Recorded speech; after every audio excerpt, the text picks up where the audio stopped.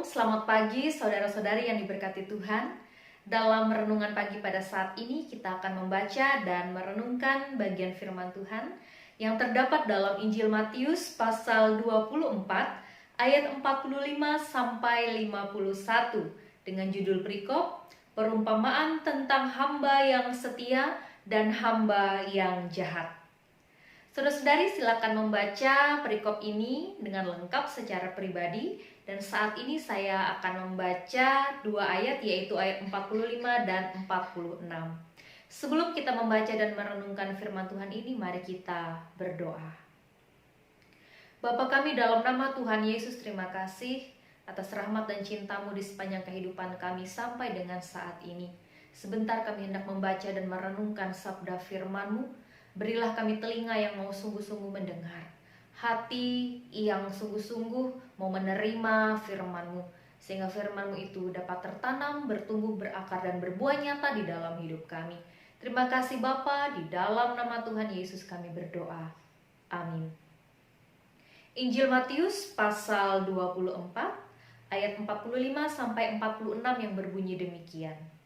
Siapakah hamba yang setia dan bijaksana yang diangkat oleh tuannya atas orang-orangnya untuk memberikan mereka makanan pada waktunya? Berbahagialah hamba yang didapati tuannya melakukan tugasnya itu ketika tuannya itu datang. Yang berbahagia ialah mereka yang mendengarkan firman Allah dan yang memeliharanya. Amin. Saudara-saudari yang terkasih, jikalau kita ditanya apakah arti hidup, tentu ada beragam jawaban berdasarkan pandangan, pemikiran, dan pengalaman kita masing-masing. Tetapi salah satu arti hidup yang paling populer, hidup adalah kesempatan. Tetapi kesempatan yang seperti apa? Karena ada banyak orang yang salah memahami ini. Menganggap hidup adalah kesempatan, maka mumpung masih hidup, itu adalah kesempatan untuk berbuat sesuka hati, termasuk berbuat dosa. Padahal yang dimaksud hidup adalah kesempatan adalah menjalani hidup dengan sebaik-baiknya. Hidup yang berguna, yang membawa dampak positif bagi orang lain. Bukan hidup yang asal-asalan, apalagi menjadi batu sandungan bagi orang lain. Hidup adalah kesempatan, berarti hidup ini harus jadi berkat. Hidup kita juga harus memuliakan Tuhan. Mengapa? Sebab hidup kita adalah milik Tuhan dan pemberian Tuhan. Kita sudah diberkati, maka kita pun harus menjadi berkat. Terlebih bagi orang-orang percaya yang telah ditebus oleh Yesus dengan nyawanya sendiri, hidup ini adalah miliknya. Maka sudah sepatutnya bahwa hidup kita adalah untuk memuliakan Dia. Ibarat seorang tuan yang sudah berkenan memberikan pekerjaan, tempat tinggal, gaji, dan lain sebagainya bagi hambanya, maka sudah sepantasnya si hamba bertanggung jawab untuk melakukan pekerjaan dengan sebaik-baiknya dan setia kepada tuannya. Jika demikian yang dilakukan oleh hambanya, pastilah tuannya akan senang dan tak segan memberikan kebaikan-kebaikan lainnya kepada hambanya. Sebaliknya, coba kita bayangkan jika kita sebagai tuan, kita punya hamba yang malas, suka berbohong, bahkan diam-diam bisa mencuri barang-barang milik kita, bahkan melakukan tindakan yang lebih jahat seperti menyakiti sesama hamba yang lain. Bagaimana perasaan kita sebagai tuan? Apakah tetap mempekerjakannya sebagai hamba di rumah kita? Tentu saja tidak. Seorang tuan pasti mengharapkan memiliki hamba yang baik dan setia.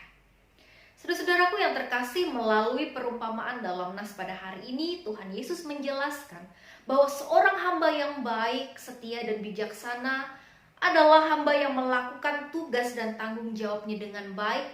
Ia rajin bekerja, ia tidak bermalas-malasan meskipun tuannya sedang pergi dan tidak melihatnya.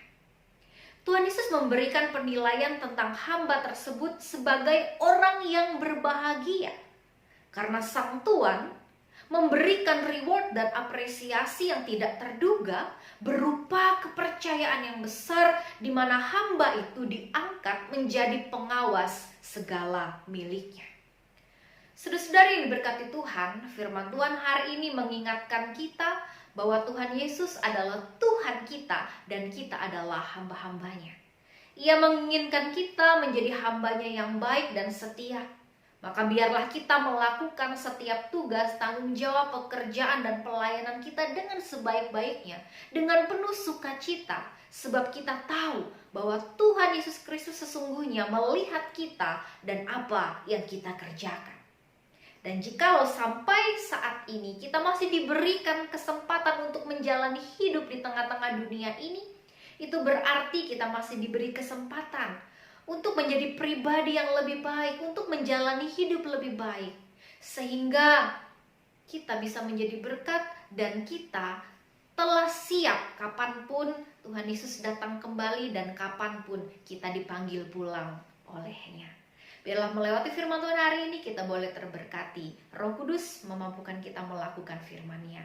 Amin. Mari kita bersatu di dalam doa. Bapa, terima kasih atas kebenaran firman-Mu yang telah kami baca dan renungkan hari ini. Mampukanlah kami menjadi hamba-hamba-Mu yang baik, setia, dan bijaksana, yang melakukan tugas, tanggung jawab, pekerjaan, dan pelayanan kami dengan baik, dengan penuh sukacita, sebab kami semua telah menerima begitu banyak kebaikan Tuhan, berkat Tuhan, bahkan anugerah keselamatan. Mampukanlah kami Tuhan dengan Roh Kudus-Mu untuk dapat menjadi pelaku-pelaku firman-Mu yang setia. Di dalam nama Tuhan Yesus kami berdoa. Amin.